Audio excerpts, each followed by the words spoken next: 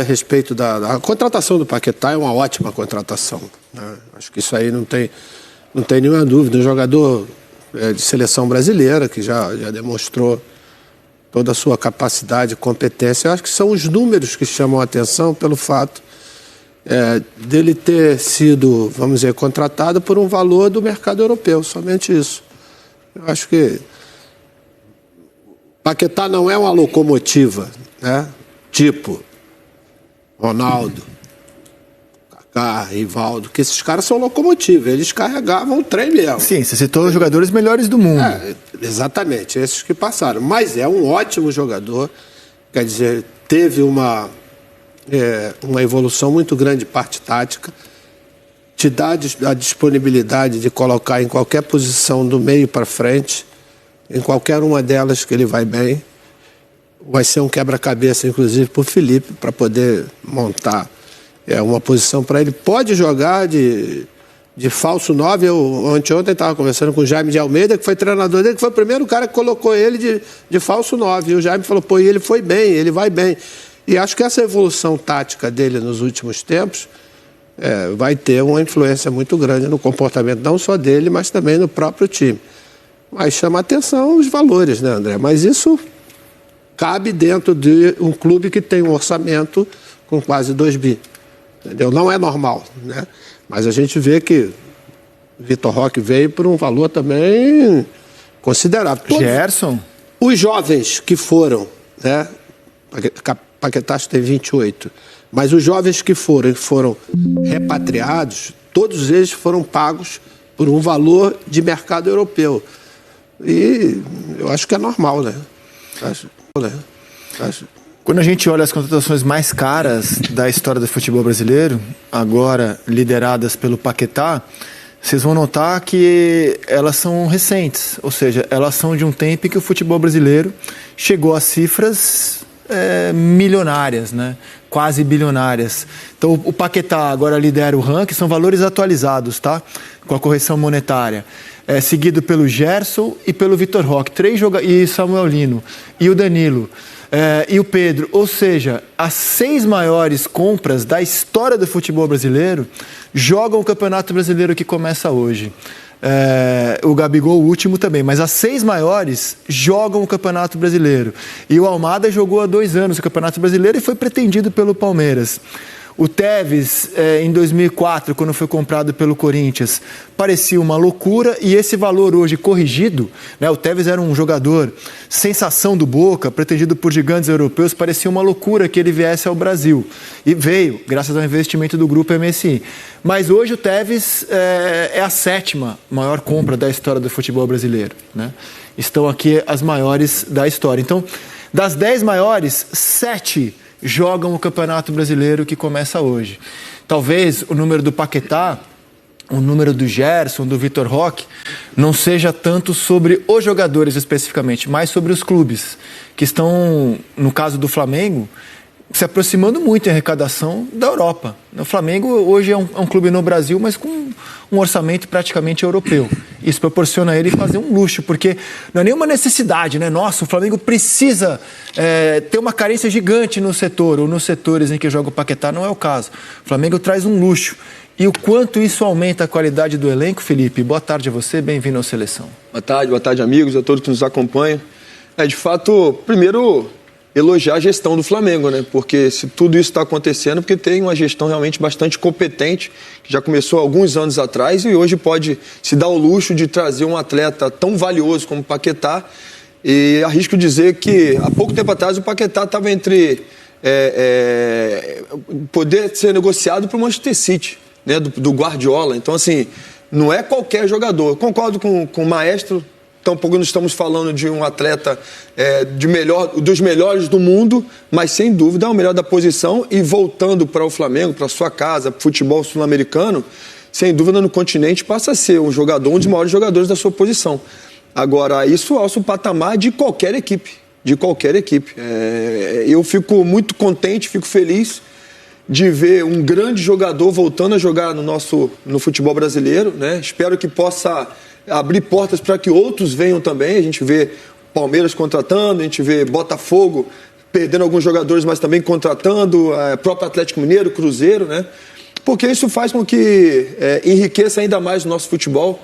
E sem dúvida nenhuma, se no futebol de 2 anos, 1 ano atrás, milhões de pessoas viram, agora bilhões de pessoas vão assistir o nosso futebol, sem dúvida alguma. André, tem uma coisa a respeito dessa relação, não sei se o Felipe pensa assim, do que o cara vai te dar de retorno e o valor que foi pago.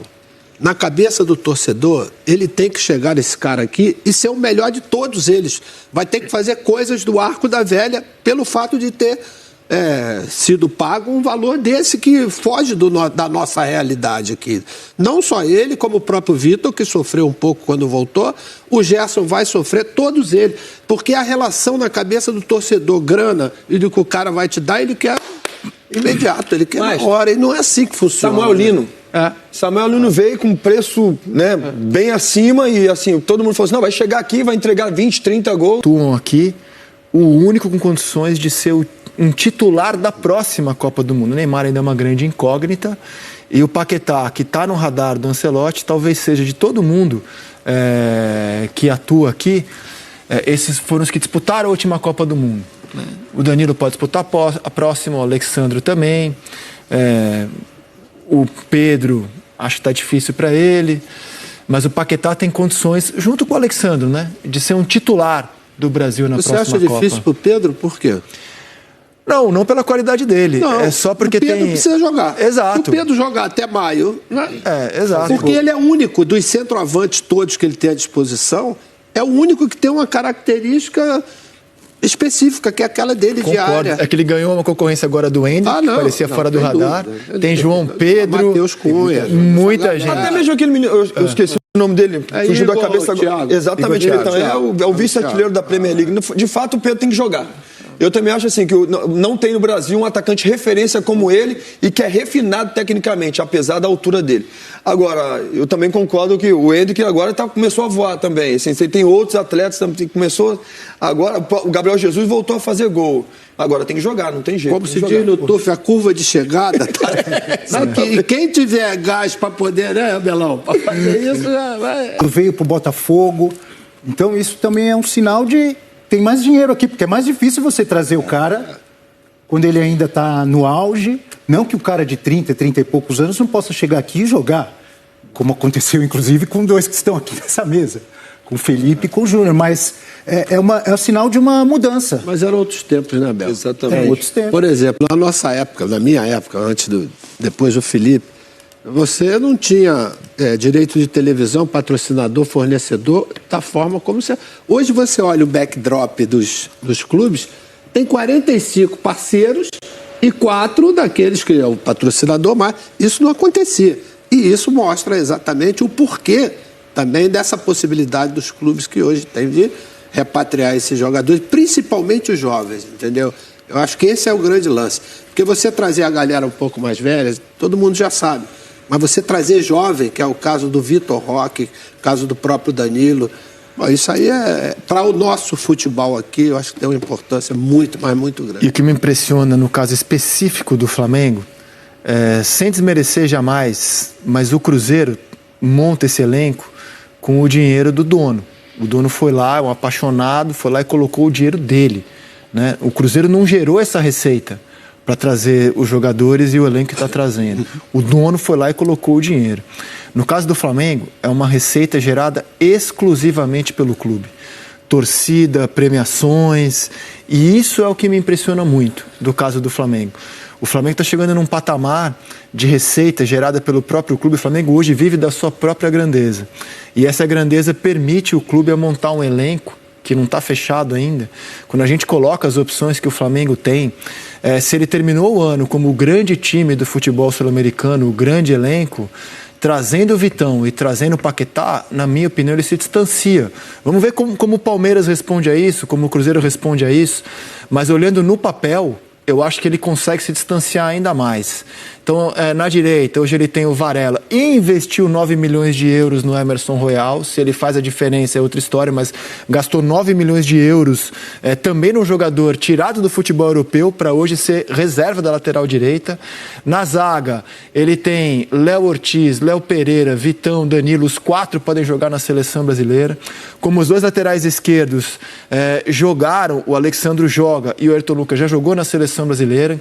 Você vai para o meio campo, tem o Jorginho, o Saúl, que também veio da Europa, o De La Cruz, o Pulgar, o Everton Araújo e o Alan, o Arrascaeta, o Paquetá, o Samuel Lino, o Cebolinha, o Michael, o Carrascal, o Luiz Araújo, o Plata e o Pedro e o Bruno Henrique. Cara, eu acho que eu nunca vi um elenco desse. Tem uma declaração do BAP dizendo o seguinte, que precisava, por que dessa discussão com o West Ham para poder prolongar um pouco a dívida, né, da compra do Paquetá? Porque não está na cabeça deles a venda de jogadores nesse momento, entendeu? Não gostariam de ter que cobrir um espaço que tenha, né, durante todo o ano com a venda de jogador. Coisa que acontecia, Abel, né? Se você for pegar, principalmente a garotada que foi campeão da Copa São Paulo de Júnior em 90, todo aquele time, praticamente, que depois foram meus companheiros em 92, todos eles foram vendidos para poder fechar o buraco que estava ali. Você vai pegar Júnior Baiano, Marcelinho, Djalminha, Paulo Nunes. Não são ninguém. Quer dizer, todos esses caras foram... Eu acho que talvez o pensamento do presidente seja exatamente não precisar recorrer à venda de algum jogador para isso. É lógico que se você for olhar o elenco ali, existem jogadores ali que não serão utilizados ou serão utilizados de uma forma, sei lá, pontual. Não só do Paquetá, de todos os outros. Do nível, de quanto o Flamengo está gastando, da quantidade, da qualidade, é muita gente. Eu acho que falar de Bayern de Munique, que o Bayern de Munique lá é o Bayern de Munique e só. Sabe, ganha 5, 10 e depois vai pegar... Ganhou 11 seguidas até o Leverkusen. Vai uma coisa ou outra, assim. Eu acho que Bayern de Munique aqui é muito complicado, que você tem outros clubes assim que são... Não pode ter, de repente, não tem um elenco como tem o Flamengo. Mas é bem mais complicado. Aqui você pode brigar, tem outros clubes que vão brigar realmente. Agora, por exemplo, em termos de Libertadores, pode virar assim o Real Madrid, que ganhou tantas Libertadores seguidas aí. O Real Madrid é o que comanda, porque tem elenco para isso. Porque justamente para ganhar uma Libertadores você precisa de quê? Você precisa de ter elenco, porque aí você vai deixar de jogar um campeonato ou outro, o cara deixa de jogar como foi o Palmeiras ano passado. Se abdicou do Campeonato Brasileiro para tentar ganhar Libertadores, perdeu os dois, porque o Flamengo teve elenco, jogou os dois e ganhou os dois. Então o Flamengo tem elenco para sim, para brigar por tudo e principalmente uma Libertadores da vida. Aí eu brinco lá em casa, falei, caramba, penei pra caramba pra ganhar 3 Libertadores, daqui a pouco os caras vão ter 5, 6 Libertadores aí. O cara que mais tem 5, daqui a pouco esses caras vão ter 6, 7 Libertadores aí fácil, porque realmente tá montando elenco, tem atletas, tem material humano para isso. Em questão do que o Abel falou da gestão dos clubes, eu acho que cada clube tem as suas particularidades e as suas características. De você ter, por exemplo, no momento o Flamengo como uma referência